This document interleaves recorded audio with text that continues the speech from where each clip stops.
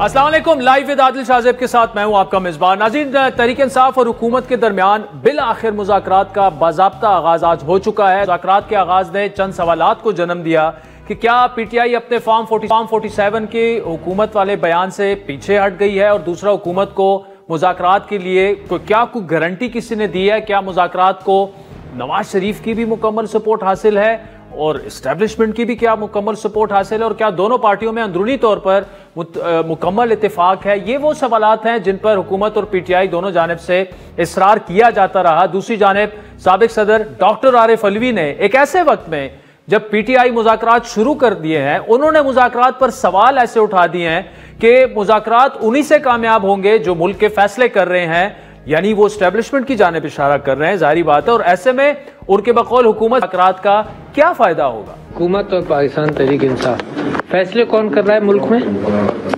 बस उन्हीं के मुज़ाकरात कामयाब होंगे। अगर ये फैसला करने के काबिल हैं तो कामयाब हो जाएंगे, अगर काबिल नहीं है तो नहीं कामयाब होंगे। हुकूमती कमेटी ने तहरीक इंसाफ की जानिब से जो है उनसे चार्टर ऑफ डिमांड बाकायदा मांग लिया, जबकि तहरीक इंसाफ ने बानी पीटीआई की रिहाई समेत तमाम असीरान की रिहाई, उनके जो कैदी हैं 9 मई और 26 मई को, जो 9 मई हुआ, फिर उसके बाद डी चौक में जो फायरिंग के वाकयात थे उस पर जुडिशल कमीशन की तश्कील के इब्तिदाई मुतालबात उन्होंने पेश किए हैं, और मुज़ाकरात का दूसरा दौर जो है वो 2 जनवरी को होगा। आज जो है डिस्कशन हुई है, लेकिन डिटेल डिस्कशन जो है इंशाल्लाह 2 जनवरी से होगी।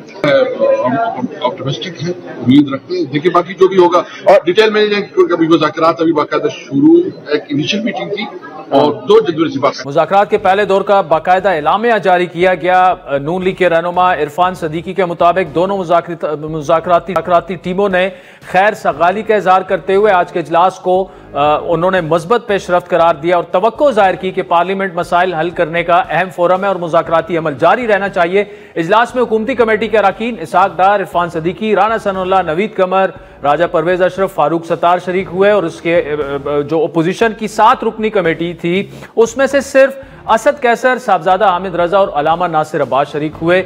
दीगर रहनुमाओं की अदम शिरकत पर असद कैसर ने वजाहत दी कि 2-3 सीनियर लोग आज दस्तयाब नहीं हैं। हालांकि इतने अहम मुज़ाकरात हो रहे थे, लेकिन अजीब बात है कि वो दस्तयाब नहीं थे। ये इजलास मुल्क में सियासी इस्तेकाम के लिए इंतहाई अहमियत भी रखता है। इनसे संजीदगी का भी अंदाजा लगाया जा सकता है मुज़ाकरात से, लेकिन स्पीकर कौमी असम्बली जो कि इसमें मरकजी किरदार अदा कर रहे हैं वो पुरुमीद नजर आ रहे हैं। एक मज़बूत तरीके से आज की गुफ्तगू की, कुछ माजी की बातें हुई, कुछ हाल की बातें हुई और कुछ मुस्तकबिल की बातें हुई। माहौल बहुत अच्छा था और मुझे उम्मीद नज़र आती है कि अगर हम सब मिल के सर जोड़ के पाकिस्तान की बेहतरी के लिए जो कि अहद भी करते हैं और कोशिश भी करेंगे, काम करना चाहते हैं, इसमें सियासी बेहतरी भी आएगी, जमहूरियत भी मुस्तहकम होगी, पाकिस्तान को जो चैलेंजेस दरपेश हैं उसमें भी बेहतरी आने का इम्कान है। अब नाज़रीन, आपने असद कैसर की स्टेटमेंट सुनी, वो पुरुमीद है, लेकिन साथ में फिर आरिफ अलवी की स्टेटमेंट भी सुनी जो डाउट्स का इजहार कर रहे थे। अब आपने स्पीकर साहब को सुना और अब ख्वाजा आसिफ साहब को सुने जो लंदन में मौजूद हैं। इस शख्स ने ये बर्पा किया, ये 9 मई जो है, जो खुद जो है एस्टेब्लिशमेंट का प्रोडक्ट था। जब इक़्तिदार से महरूम हुए तो अमेरिका एब्सोल्युटली नॉट था। अमेरिकी साजिश जो है थे वो कंडेम हो रही थी।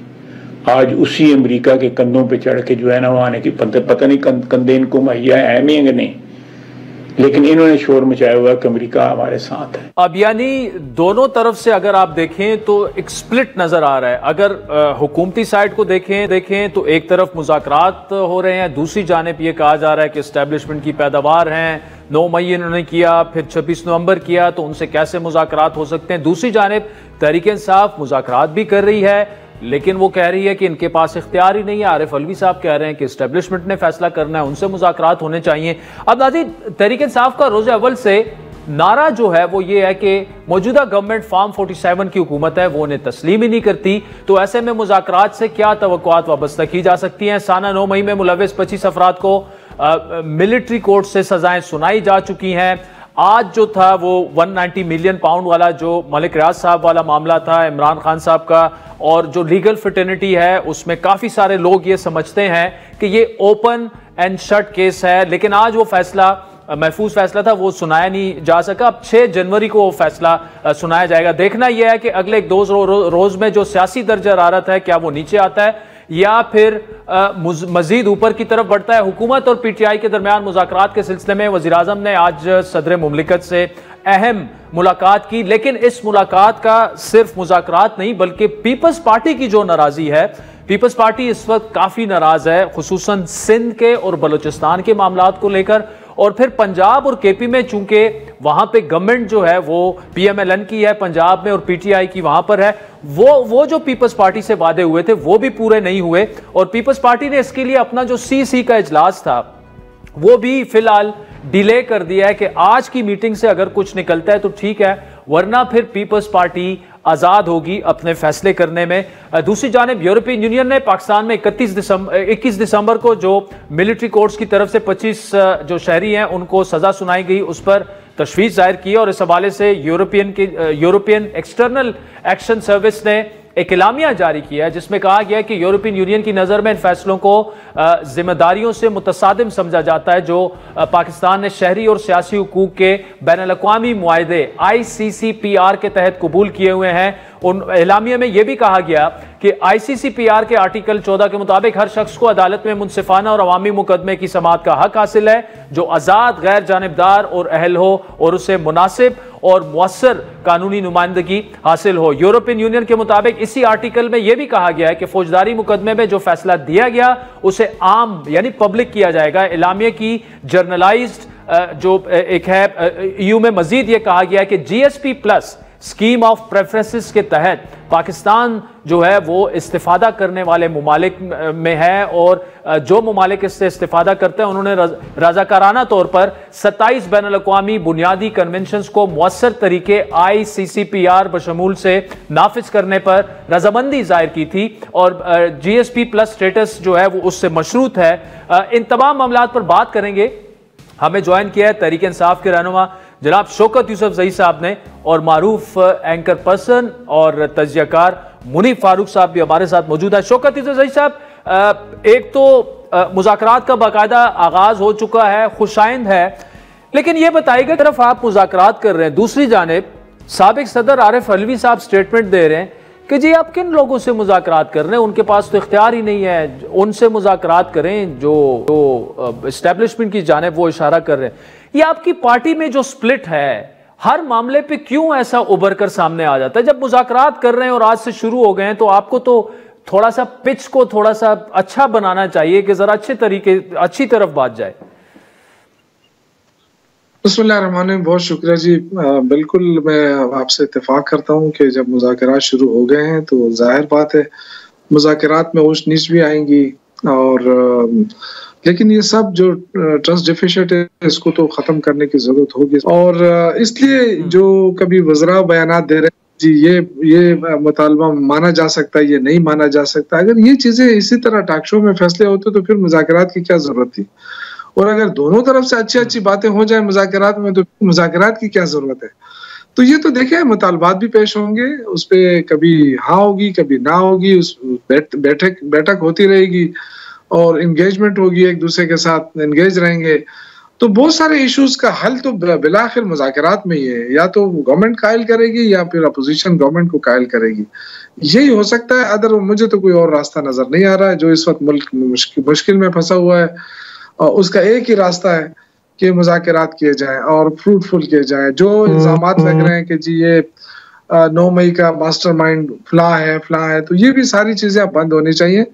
मुज़ाकरात शुरू हो गए हैं, मेरे ख्याल से बहुत सारे इश्यूज उसके अंदर आ जाएंगे, और हम तो शुरू दिन से कहते रहे कि जी जुडिशल कमीशन बनाया जाए, और जुडिशल कमीशन बनाए बगैर तहकीकात के बगैर किसी को इस तरह बताना टीवी पे आके कि जी फला मास्टरमाइंड है फला, तो ये जो इंसाफ के तकाजे वो भी पूरे नहीं हो सकते। ये भी अदालतों पे एक किस्म का मैं शौकत साहब आपके पास दोबारा आऊंगा जी, मैं आ रहा हूं आपके पास दोबारा। मुनीफ फारूक साहब, ये जो चार्टर ऑफ डिमांड इन्होंने उसमें बानी पीटीआई की रिहाई है, एक तो इन मुज़ाकरात से आपको क्या निकलता नजर आ रहा है, और जो उनकी पहली डिमांड है बानी पीटीआई की रिहाई, ऑफ कोर्स वो तो अदालतों से होनी है, लेकिन क्या ये आपको मौजूदा हालात में होता नजर आ रहा है मुस्तकबिल करीब में?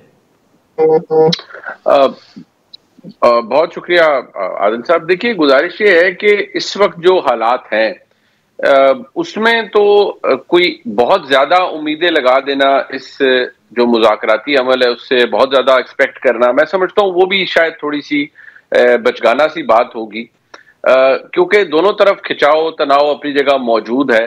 लेकिन आप अंदाजा इस बात से लगा सकते हैं कि आज 23 तारीख है, 2 दिन पहले जो ISPR की जानिब से जो मुतअद्दिद प्रेस रिलीजेज आई, एक 10 दिसंबर को आई जनरल फैज के हवाले से, फिर 21 दिसंबर को आई जिसमें 9 मई के मास्टरमाइंड्स को सजा से इंसाफ होगा, और फिर हुकूमत का मौकफ तो अपनी जगह, लेकिन जो फौज का मौकफ है वो तो हमें ISPR के थ्रू मिलता है। तो देखिए, अगर पाकिस्तान तहरीक इंसाफ को उसी लेंस से देखा जाएगा, उसी जाविये उसी चश्मे से कि वो एक बड़ी जमात होने के बावजूद इंतशारी जमात है, या इमरान खान साहब को कोई इंतशारी लीडर कह के बुलाएगा या एड्रेस करेगा बिल वास्ता बिला वास्ता तौर पर, तो फिर मामलात तो दुरुस्त नहीं होंगे आसानी से। जहां तक बात इमरान खान साहब की रिहाई की है, देखिए हुकूमत तो इसकी बेनिफिशरी है कि जब तक इमरान खान साहब और पाकिस्तान की एस्टेब्लिशमेंट में खिंचाव रहेगा, तनाव रहेगा, तो हुकूमत तो बेनिफिट कर रही है उसका, ये तो they are feeding off it. तो जाहिर बात है, क्योंकि ये कोई भी हुकूमत हो तो वो इसका तो बेनिफिट लेती है। लिहाजा देखना ये पड़ेगा कि क्या तहरीक इंसाफ या जनाब इमरान खान अपनी पोजीशन इसमें थोड़ी सी मुख्तलिफ रखते हैं, या वो भी अपनी डिमांड्स पर अड़े हुए हैं कि नहीं ये बातें हैं, इन्हीं के ऊपर गुफ्तगू होगी, अगर नहीं होगी तो फिर हम कोई बात मजीद आगे नहीं करेंगे। ये नहीं हो सकता कि सारी बातें वाकई तहरीक इंसाफ की या सारी हुकूमत की चलें, लेकिन चंद चीजें बुनियादी हैं, जैसे इमरान खान साहब समेत दीगर लोगों की रिहाई, क्या वो हुकूमत नेगोशिएट कर सकती है? बसद एहतराम मैं समझता हूं ना हुकूमत के पास उसका मैंडेट है और ना हुकूमत ये करेगी। रह गई बात दीगर असीरान की, वो भी मुझे इतना आसानी से नजर नहीं आता। हाँ, चंद लोगों की रिहाई शायद मुमकिन हो सके। साथ ही साथ ये जो जुडिशल कमीशन की बात है, एक दरखास्त तो सुप्रीम कोर्ट में पेंडिंग है, अगर वहां से हुक्म हो जाता है तो फिर तो हुकूमत को बेशक लूला लंगड़ा जैसा भी एक जुडिशल कमीशन तो बनाना पड़ेगा। 26 नवंबर का मामला अब हुकूमत के सामने है, हुकूमत को भी बताना पड़ेगा कि एक नहीं बेशक एक जान, कीमती जान भी जाया हुई तो उसकी वजह क्या थी। हुकूमत तो उसमें यह मौकफ रखे हुए है कि नहीं जी एक जान भी नहीं गई, जबकि तहरीक इंसाफ के दोस्त पहले 300-272 से शुरू हुए, फिर 12 पर आ गए। तो ये अगर तो मिडिल ग्राउंड आ जाता है इन मामलात पे ठीक है, लेकिन जो बुनियादी चीजें हैं मुझे उन पर कोई बहुत बड़ी डेवलपमेंट शायद होते हुए नजर नहीं आती। अच्छा मुनीर साहब, चूंकि आपने जाना भी है, मैं आपसे बस आखिरी सवाल करके फिर शौकत साहब आपकी तरफ आता हूं। ये जो 190 मिलियन पाउंड वाला जो केस रियाज साहब वाला, बैरियर टाउन वाला, 2 दिन पहले आपने कहा कि शायद इसका फैसला जो है पोस्टपोन हो जाएगा, और आप बिल्कुल लॉजिक पर बात कर रहे थे। इस केस में ज्यादातर लोग ये कह रहे हैं जो समझते हैं कि जी open and shut case, we don't know yet, हमें फैसले का कुछ पता नहीं है। इसमें एक तो ये फैसला पोस्टपोन होने की जो वजह है, एक थोड़ा सा ब्रीफली वो बता दीजिएगा, और दूसरा इसमें अगर एक्विटल हो जाती है वेल एंड गुड हो जाती है, लेकिन अगर सजा हो जाती है तो कितनी सजा हो सकती है, और फिर उसके बाद का प्रोसेस क्या होगा, कहां ये चैलेंज होगा मामला? देखिए, बड़ी मैं इख्तिसार से अर्ज कर देता हूं कि जो इसमें डिले होने वाली बात है वो तो लॉजिक भी अपील कर रही थी, क्योंकि कुछ चीजें ऐसी होती हैं जो कि इतना ठीक ठाक मटेरियल था इस केस के अंदर, शायद उन जजमेंट्स को ऑथर होने में टाइम भी लगता है। और ये जब 26 की बात की गई कि 26 को फैसला, 23 को फैसला आ रहा है, 23 को आ रहा है, तो शायद उस वक्त भी मुझे तो उस पर भी शक था, लेकिन फिर वो वही हुआ कि वो दुरुस्त साबित हुआ कि वो नहीं आया फैसला।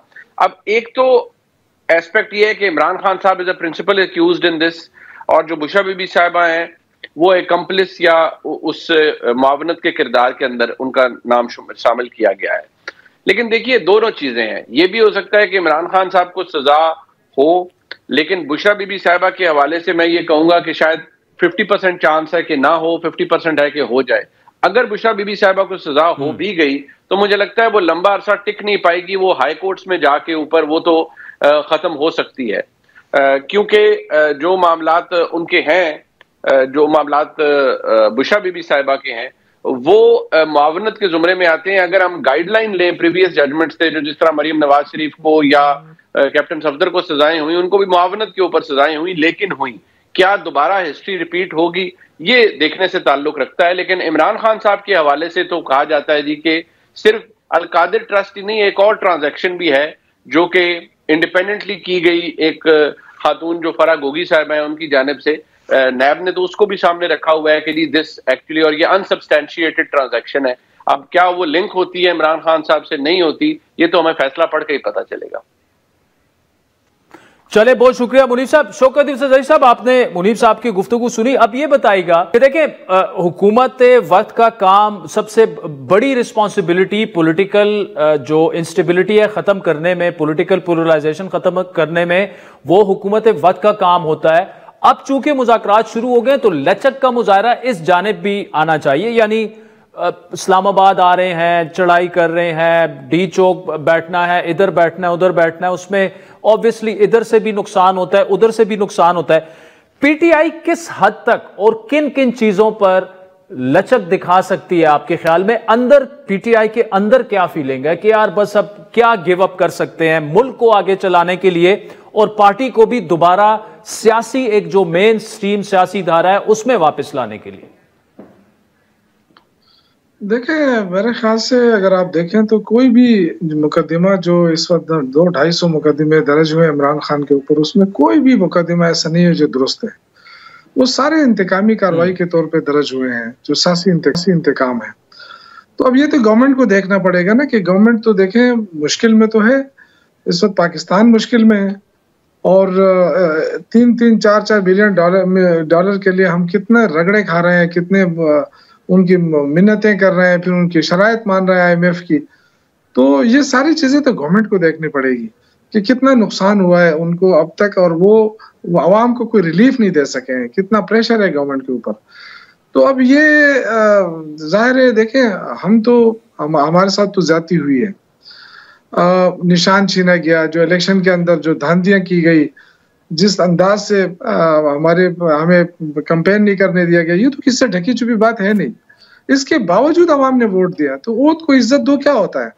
वोट को इज्जत दो वाला मामला तो वहीं पे रह गया। इज्जत तो नहीं मिली वोट को। अगर वोट को इज्जत मिल जाती तो आज तारिक इंसाफ की सोलो गवर्नमेंट होती, कोई मसला ही नहीं था उनका। तो ये सारी चीजें, शौकत साहब आप कह रहे हैं कि ना 18, शौकत साहब जी, शौकत साहब आप ये कह रहे हैं कि ना 18 में इज्जत मिली और ना 24 में इज्जत मिली, एम आई राइट? नहीं, 18 का तो देखे ना, हम तो यही कह रहे हैं कि चलो जुडिशियल कमीशन बना देना, तहकीकात हो जाए, कोई ऐसा वो हो जाए। अब ये तो ठीक है, अगर हमसे भी गलती हुई है 2018 में, हम पे भी इल्जाम है ना कि हमने भी एस्टेब्लिशमेंट के साथ मिले हुए थे, तो अगर हुए हैं तो ये भी गलत है, बिल्कुल गलत है, इसको मानना चाहिए और आइंदे जो है ना आगे बढ़ना चाहिए। लेकिन जिस तरीके से पीपल्स पार्टी ने सर रखा हुआ है, मुझे इस पे बहुत वो होता है कि पीपल्स पार्टी क्या कर रही है। ये तो हमेशा जमहूरियत की बात करती थी, आइन की बालादस्ती की बात करती थी, वो चीजें अब किस तरह वायलेशन हुई है इस पाकिस्तान के अंदर, दिन दहाड़े वायलेशन हुई, दिन दहाड़े रूल ऑफ लॉ का खात्मा हुआ, इंसानी हकूक की पामाली हुई। उस दिन आप देखें ना, 2 दिन पहले जब वो 80 वर्करों को रिहा किया गया इंसदाद दहशतगर्दी अदालत की तरफ से, तो वो तो एक ही दिन आए थे ना, उधर डी चौक आए थे और वहां से गिरफ्तार हुए, और फिर उसके बाद उनपे मुकदमा दहशतगर्दी का लगा और अदालत ने उनको बरी कर दिया कि जी जाएं, और साथ ये भी कहा कि इनको कोई गिरफ्तार न करे। वो बाहर आए, पुलिस ने उनको गिरफ्तार कर लिया। तो रूल ऑफ लॉ नहीं है, जब तक आप रूल ऑफ लॉ नहीं करेंगे, ये जो इंतकामी कार्रवाइयां ये बंद नहीं करेंगे, ठीक है, तो मुल्क को कैसे आगे? और इंतकामी कार्रवाइयां बिल्कुल नजर आ रही है, तो ये बंद, मैं बिल्कुल एग्री करता हूं शौकत साहब, बंद होनी चाहिए। मुझे बताएगा, अब जो इमरान खान साहब की कॉल थी सिविल नाफरमानी की, उसका क्या बनेगा? क्योंकि अगला दौर जो है मुज़ाकरात का वो तो 2 जनवरी को होगा, तो उससे पहले तो कोई चांस नहीं है सिविल नाफरमानी की तारीख शुरू होने का। क्या ये सारा आपका अगला लाए अमल जो है एहतजाज का, सिविल नाफरमानी, ये जुड़ा हुआ है इन मुज़ाकरात के आउटकम से शौकत साहब? सिविल नाफरमानी की तारीख का ऐलान इमरान खान ने किया है, और कोई दूसरा बंदा उसको वापस नहीं ले सकता, ना मौखर कर सकता है, ये इमरान खान ही कर सकते हैं। तो इसलिए जो आज मुलाकात हुई है, मुज़ाकरात का पहला दौर हुआ है, असद कैसर साहब और सब लोगों ने अब इसमें हिस्सा लिया है। अब वो जाएंगे अडियाला जेल, आज जाते हैं, कल जाते हैं, इमरान खान से मुलाकात होगी, वो सारी बातें रखेंगी कि जी हमने ये कहा, उन्होंने ये कहा, रिस्पांस क्या है, क्या वो संजीदा है मुज़ाकरात में। अब जाहिर है जिन लोगों ने मुज़ाकरात अटेंड किए वही बेहतर बता सकते हैं। और उनकी उसकी रोशनी में इमरान खान फैसला करेंगे।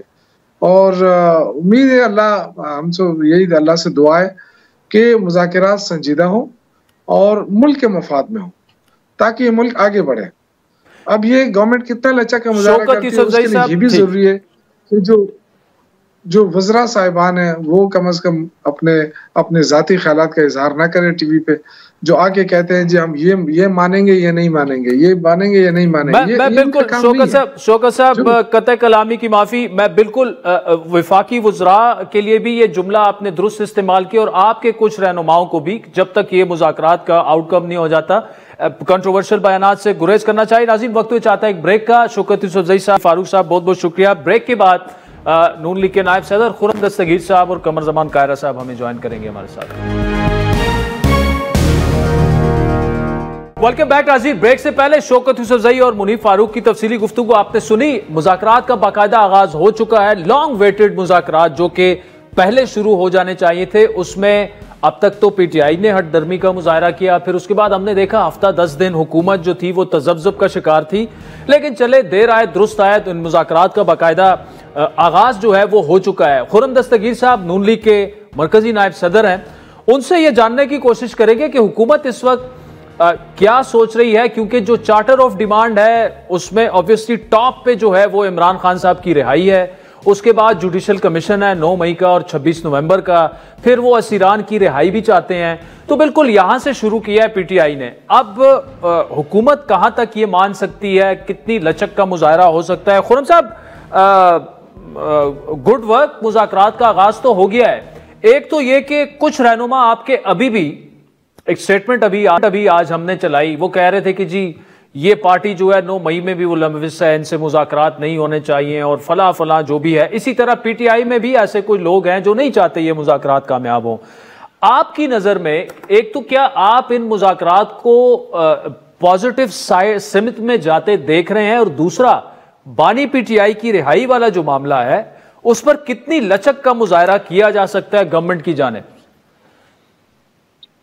जी, बतौर एक सियासी कारकुन के और जमहूरियत पर यकीन रखने वाले के, तो हम विंस्टन चर्चिल ने कहा था it's better to jaw than to war, कि आपस में बात करना जो है वो जंग लड़ने से बेहतर है। तो लिहाजा उस हद तक तो मैं जरूर समझता हूं कि ये अच्छी बात है कि एक सियासी जमात जो अब तक तशद्दुद का रास्ता अपना रही थी अपनी बात कहने के लिए, अभी इस हफ्ते एक और चौथे जो रेंजर था हमारा सिपाही जो कि जख्मी हुआ था 25 नवंबर को, उसकी शहादत हो गई इतने दिनों बाद। तो लिहाजा वो उन्होंने पहले तो वो जबान इस्तेमाल की है, अब अगर वो टेबल पर आकर बैठे हैं तो हम इसको खुशामदीद कहते हैं और चाहते हैं कि उनसे बात करें। और गैर मशरूत तौर पर चूंकि इस बात का आगाज हुआ है तो ये भी मुस्बत बात है। अब जो अगर उनका ये ख्याल है कि इसके जरिए वो बानी चेयरमैन की रिहाई करवा लेंगे, तो ये मुमकिन नहीं है। उसके अलावा बहुत सारी बातों पर बात हो सकती है। मैं चूंकि बहुत हमारे खुर्रम साहब टेक्निकल ग्राउंड्स पे बात करूं, वो तो आपके बस पे, देखिए उनको तो अदालतों ने रिहा करना, लेकिन प्रोसिक्यूशन आपकी, और आपको पता है how things work in Pakistan, तो वो अगर गवर्नमेंट चाहे तो वो फैसिलिटेट तो करवा सकती है ना। नहीं, लेकिन देखिए ना, हमें उसके अगेंस्ट ये अभी फैसला होना है कि पीटीआई बेस पर हमारे लिए क्या रख रही। अगर तो उनके पास रखने के लिए सिर्फ एक ब्लैकमेलिंग तैयार है कि हमसे बात नहीं करेंगे वरना हम फिर फसाद पर आ जाएंगे, हम फिर सड़कों पर आ जाएंगे, तो फिर इस तरह तो बात नहीं होगी। तो उनको भी धमकियों से पीछे हटना होगा। नहीं, लेकिन सर एक जिम्नी सा सवाल है, वो टेबल पे क्या रख सकते हैं? या तो ये कि केपी की गवर्नमेंट प्लेट में रख दें, या वो वहां से आंसू गैस के शेल लेके आते हैं, या इस्लामाबाद से उन पे फेंके जाते हैं, वो उन पे फेंके जाते। आंसू गैस के शेल अगर चाहिए तो वो टेबल पे ले आए, उसके अलावा उनके पास है क्या रखने को टेबल पे? मतलब व्हाट डू यू एक्सपेक्ट? क्या आप क्या चाहते हैं? पीटीआई क्या टेबल पे लेके आए? जी, पीटीआई से हम मुज़ाकरात कर रहे हैं, तो लेकिन उसका मकसद पीटीआई को अपीज करना नहीं है, जिसे कहते हैं बुज़दिलाना मुसालियत नहीं है। इन मुज़ाकरात का जो आला मकसद है वो ये है कि बड़ी मुश्किल से शहबाज शरीफ और उनकी काबीना ने जो मुल्क में मुआशी इस्तेहकाम हासिल किया है उसको आगे बढ़ाया जाए, जो कि सियासी अदम इस्तेहकाम की वजह से खतरे में आ सकता है। तो हमारा असल मकसद जो है वो किसी एक जमात को खुश करना नहीं है या अनोखे लाडले को खेलने के लिए रियासत देना नहीं है।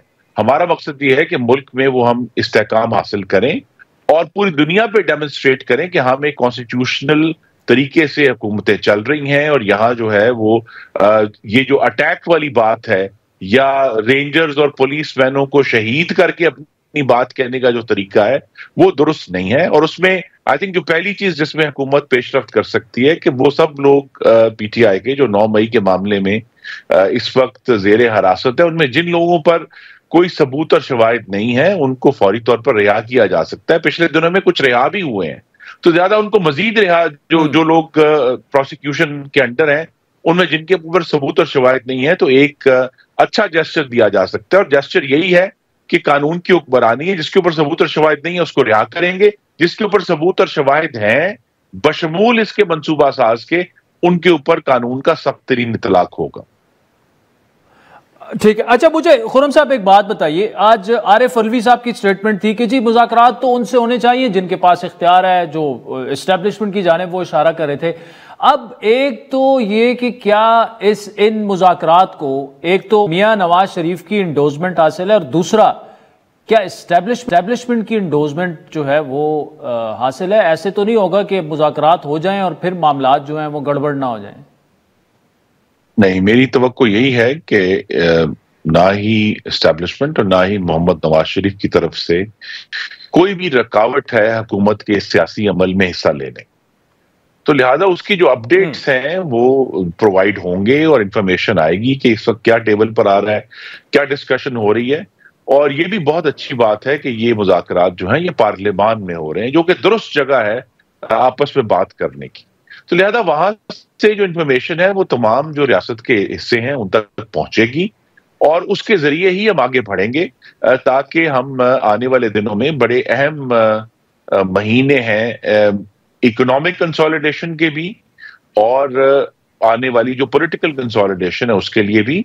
तो लिहाजा हम बात सुनने के लिए तैयार हैं, बात करने के लिए तैयार हैं, लेकिन अगर तरीके इंतशार जो है उनका ये ख्याल है कि वो सिर्फ ब्लैकमेलिंग टैक्टिक से हुकूमत को मना लेंगे, तो ये नहीं होगा। उनको भी जो जिम्मेदारी खैबर पख्तूनख्वा के अवाम और पाकिस्तान के अवाम ने उनको दी है कि लोगों की, पाकिस्तानियों की जिंदगियां बेहतर करें, हर वक्त बंदूकें लेकर वफाक पर चढ़े ना रहें, उन्होंने वो जिम्मेदारी भी पूरी करनी है। और खासतौर पर खैबर पख्तूनख्वा की हुकूमत, इसमें आप बहुत अच्छी तरह वाकिफ हैं कि वो जो बड़ी बंदूकें जिसकी धमकी जनाब गंडापुर साहब बार बार देते हैं, अली अमीन, वो बड़ी बंदूकें तो अली अमीन गंडापुर साहब देते हैं, वो बड़ी बंदूकें तो वजीरिस्तान में जो दहशतगर्द है उन पर चलनी चाहिए, या जिला कुरम में जो लोग फिरका वारियत में 130 लोग शहीद कर रहे हैं उन पर चलनी चाहिए, वो वफाक पर नहीं चलनी चाहिए।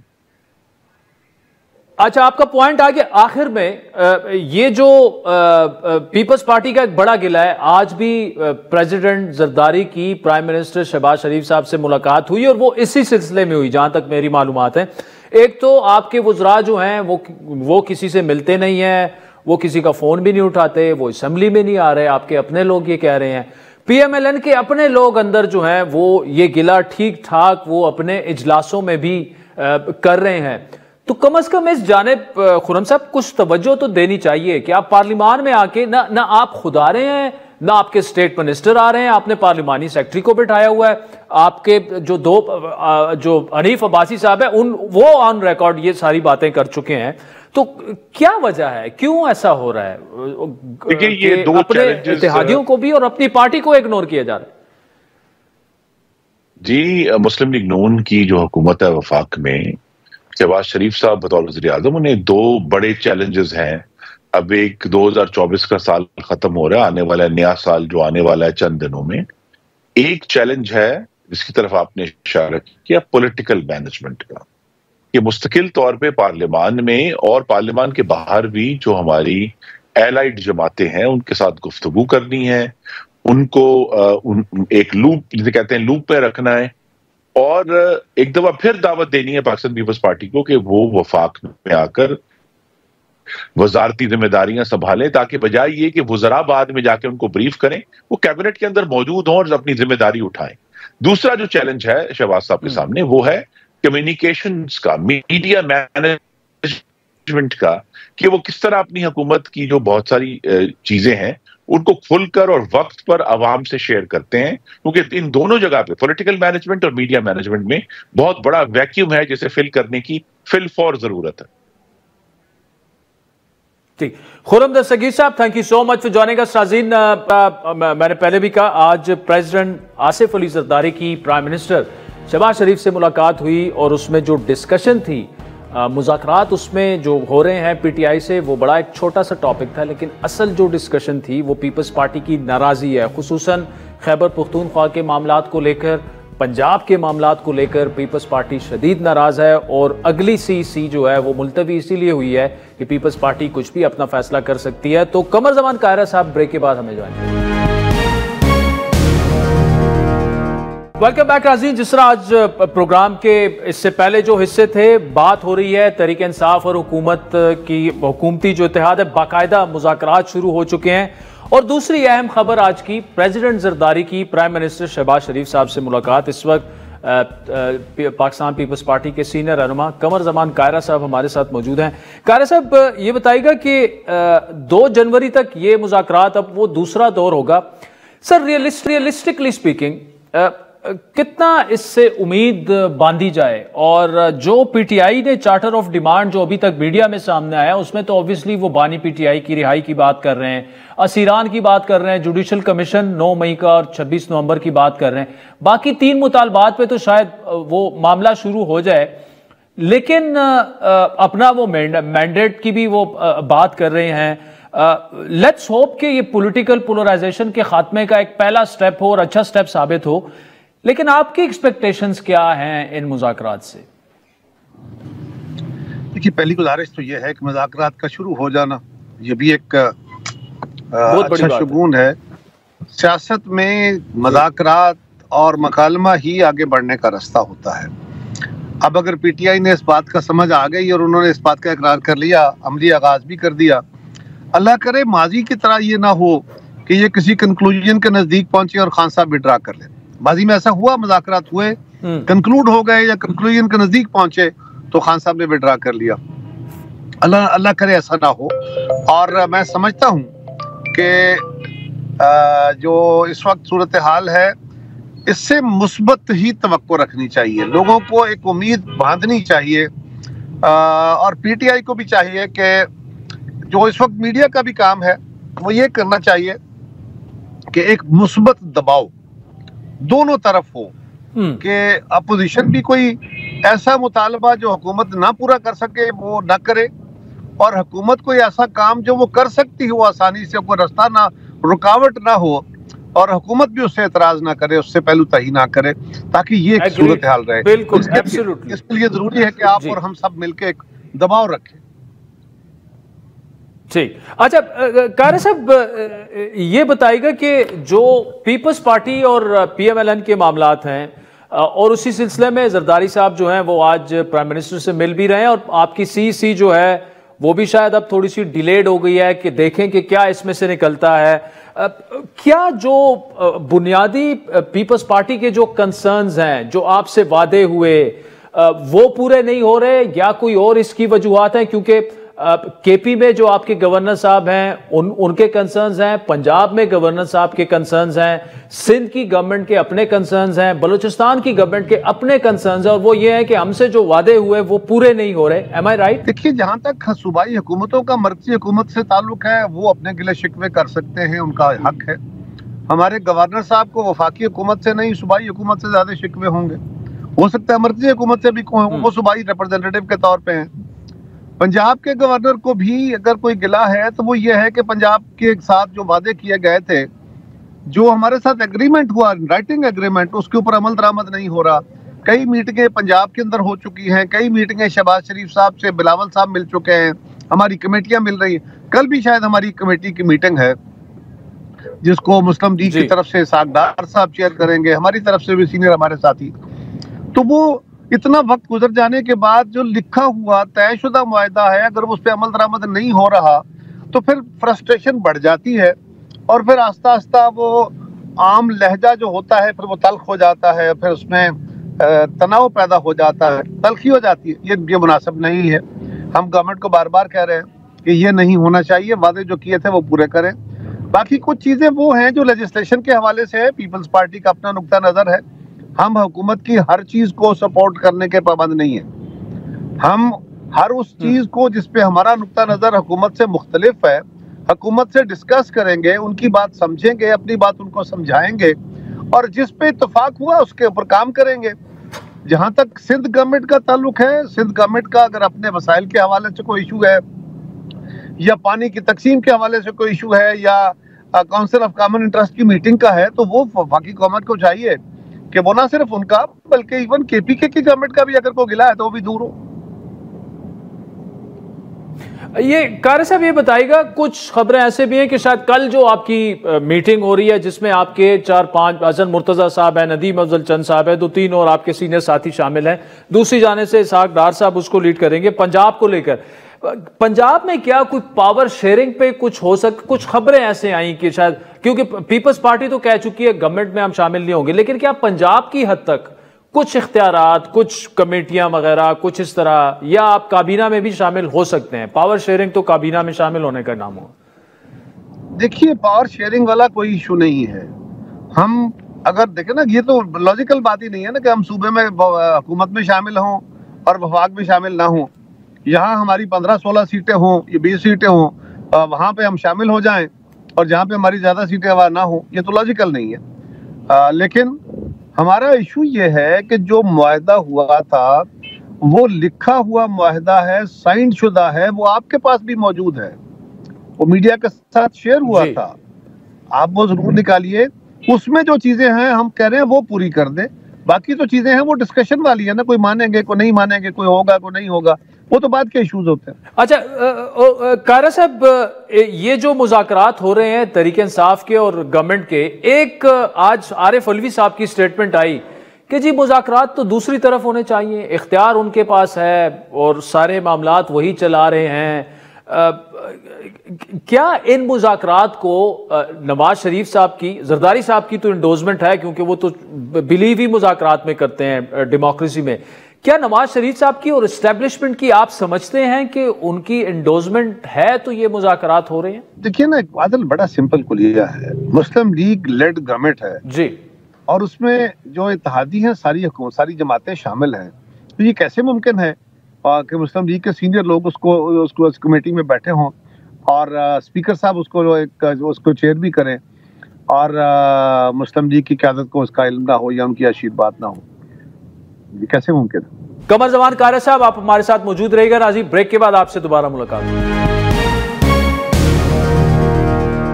Welcome back Rajeen. Peoples Party के सीनियर रहनुमा कमर जमान कारी साहब हमारे साथ मौजूद हैं। कारी साहब, वैसे ये भी तो है ना कि नवाज शरीफ साहब तो बिल्कुल कट ऑफ हैं फेडरल गवर्नमेंट में, उनकी ज्यादा वो खुद दिलचस्पी भी नहीं ले रहे, शायद पंजाब के मामलात में थोड़ी बहुत ले रहे हों, तो वो एक ऐसे ही आपसे बतौर एक पॉलिटिकल लीडर ये सवाल कि क्या आप समझते हैं कि नवाज शरीफ साहब जो हैं वो भी चाहते हैं कि तहरीक इंसाफ से मामलात हैं? आपका नुक्ते नजर में ये फैसला उनकी हिमायत से हुआ होगा, तवक्को यही की जा सकती है कि उनके उसके आशीर्वाद होगी उनकी, और कोई भी मुल्क के हालात को खराब करने की कोशिश तो नहीं कर रहा ना। तो ये मेरे दानिश में इसमें वो तमाम तहफ़्फ़ुज़ात जो आप कह रहे हैं वो एड्रेस हुए होंगे तो मुज़ाकरात शुरू हुए हैं।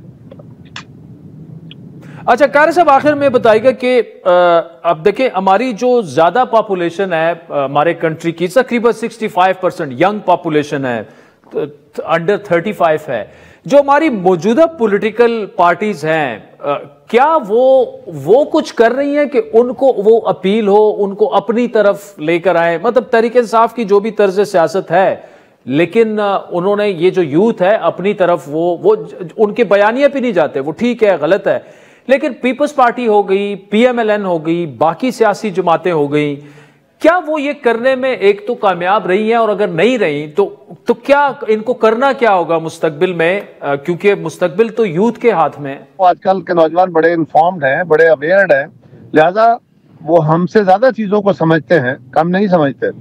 हमारा तजुर्बा थोड़ा बहुत ज्यादा हो सकता है उम्र की बदौलत और काम की बदौलत, लेकिन हमारे बच्चे बड़े पढ़े लिखे माशाल्लाह। सवाल यह है कि नौजवानों को दुनिया बदलने का बहुत जल्दी होती है। मैं जब नौजवान था या आप जब जवान थे तो उस वक्त हमें, अभी आप तो अभी भी खैर जवान है, लेकिन उस वक्त हम भी ये समझते थे कि ये जल्द जल्द सब कुछ हो जाना चाहिए। लेकिन समाज के अंदर तब्दीलियां इसी तरह आसानी से नहीं होती, जल्दी जल्दी नहीं हो जाती। इनकलाब इस तरह नहीं आ जाया करते। और जितनी दुनिया में इनकलाब आए हैं, मैं भी इनकलाबी था और इनकलाबी हूँ, आज भी समझता हूँ कि इनकलाब आना चाहिए। लेकिन इनकलाब दुनिया में जो रेवोल्यूशन आए, जिस तरह के रेवोल्यूशन आए, उसकी क्या कीमत थी और उसके बाद के क्या समरात असरात आए, वो भी देखने की जरूरत है। हमें इस वक्त बिल्कुल अपनी नौजवान नस्ल को अट्रैक्ट करने की, उनको समझाने की जरूरत है। हमारे यूथ में जो देही इलाके का नौजवान है उसकी सोच और है, अर्बन एरिया की और है, अपर मिडिल क्लास की और है, मजदूर के बच्चे की और है। बहुत सारे नौजवानों को तो रोटी रोजी का रौला है, लेकिन मुल्क के हालात अच्छे हों, अच्छी गवर्नेंस हो, ये सबका ख्वाब और ख्वाहिश है। और उसके लिए खान साहब ने जो उनको दिखाया वो ख्वाब नहीं था, शराब था। अब उस शराब से निकालना एक बहरल कारदारद है, आसान काम नहीं है। लेकिन मैं समझता हूं कि वक्त के साथ साथ चीजें जो हैं वो लोगों को समझ आनी शुरू हो जाती हैं। और इधर भी कोई ऐसा ही आलम है कि अब लोगों को ये बात मामला समझ आना शुरू हो गया कि खान साहब जो कहते रहे, जब करने की बारी थी तो उस पर क्या अमल किया, या कर सकते थे तो क्या किया, ये एक बड़ा सवाल है उन पे। में वो जितना अरसा भी हो, लंबा अरसा तो नहीं होता खैर, लेकिन जज्बाती कैफियत जब भी होती है तो आप होश खो देते हैं, पर आप एक जज्बे के तहत चल रहे होते हैं। तो आप किसी वक्त किसी से लड़ पड़े या किसी से मोहब्बत करने लगे तो दोनों सूरतों में आप जज्बात में बह जाते हैं। और फिर आपको बाद में जाके ठंडा जब होता है, इंसान समझता है, फिर समझ आती है कि नहीं यार मैं वहां पे गलती कर गया था। मेरा ख्याल है यही कुछ कैफियत हमारे समाज के साथ भी है। कमर जमान कायरा साहब, thank you so much for joining us. Rajeen Kaira से अच्छे तरीके से इसको समअप किया, लेकिन मामला ये है कि जो भी हमारी मेन स्ट्रीम पॉलिटिकल पार्टीज हैं उनमें PMLN है, पीपल्स पार्टी है, तहरीक इंसाफ है, किसी हद तक JUI को भी आप उसमें शामिल कर रहे हैं, बाकी छोटी छोटी जमातें हैं, ANP है, BNP है, MQM पाकिस्तान है। जो आज की यूथ है उनके लिए ये क्या कर रहे हैं उनको अट्रैक्ट करने के लिए? क्योंकि एक तो यूथ के अंदर एक फ्रस्ट्रेशन सी भी है कि हमारी जो सियासी जमातें हैं, एक तो डायनेस्टिक पॉलिटिक्स है, अगर किसी का दादा MNA था तो आज उसका नवासा MNA है, वही चीज़ें चली आ रही हैं। और जो जिसमें जो टैलेंट है, जो मेरिट है, वो उस तरह से खुल के सामने नहीं आता। और एक ये भी उनमें एक ये मौजूद है कि यार हमारे लिए ये सियासतदान जो हैं ये क्या कर रहे हैं। अब सियासतदानों ने इस मुल्क को बहुत कुछ दिया भी, लेकिन उनसे गलतियां भी हुई। इस्टेब्लिशमेंट ने इस मुल्क को बहुत कुछ दिया भी, लेकिन जाहिर बात है उनसे भी बहुत बड़े बड़े ब्लंडर्स हुए। हमें एज ए रियासत सोचना होगा, एज ए मुल्क सोचना होगा, और खुसूसन जो हमारी नौजवान नस्ल है, जो कि जिससे भी आप बात करें तो उनमें ज़्यादातर लोग आपको बददिल लगेंगे कि यहाँ मैं क्या करूँ। ग्रेजुएट्स हैं वो, इसी तरह हर कोई ये चाह रहा है कि मैं इस मुल्क से जो है कोशिश यही है कि मैं कहीं बाहर निकल जाऊं। लेकिन this is the not way forward for Pakistan. इसके लिए हुकूमत को अपना किरदार अदा करना होगा, ओपोजिशन को अपना किरदार अदा करना होगा, और मुल्क के बारे में सोचना होगा। और खुसूसन ये जो पॉलिटिकल पोलराइजेशन है, ये एज ग्रुप से अगर हम बाहर निकल के भी देखें, चाहे आपकी यूथ है, चाहे आपके बुजुर्ग हैं, चाहे आपकी खवातीन हैं, इवन बच्चों और टीनेजर्स तक जो है, ये पॉलिटिकल पोलराइजेशन इतनी नीचे तक चली गई है कि इसका खात्मा बहुत ज़्यादा ज़रूरी है।